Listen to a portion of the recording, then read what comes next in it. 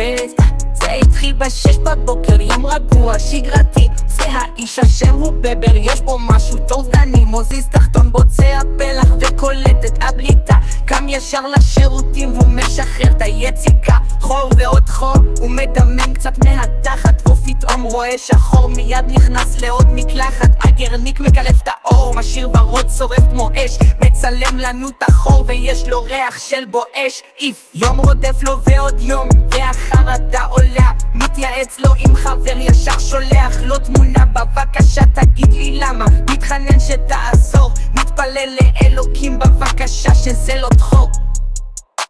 דוקטור תעזור לו, בבר לא יכול יותר, מתחנן לאלוקים עד שכל אל תדחוף לו נר. בבר מצטער, אני לא חוזר יותר. דוקטור תעזור לו, בבר לא יכול יותר, איך קורה תמיד אומרת התחתתי עם שוטר. בבר מצטער, אני לא חוזר יותר. דוקטור תעזור לו, בבר לא יכול יותר, איך קורן תמיד אומרת התחתנתי עם שוטר. בבר מצטער, אני לא חוזר יותר.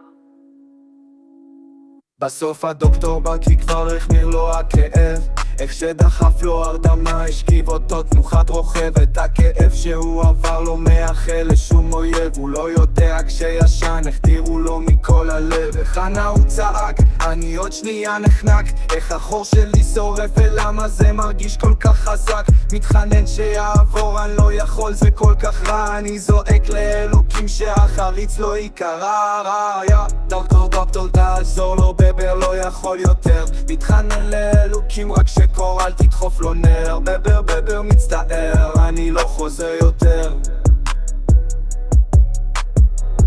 דוקטור תעזור לו, בבר לא יכול יותר, איך קורל תמיד אומרת התחתנתי עם שוטר. בבר מצטער, אני לא חוזר יותר.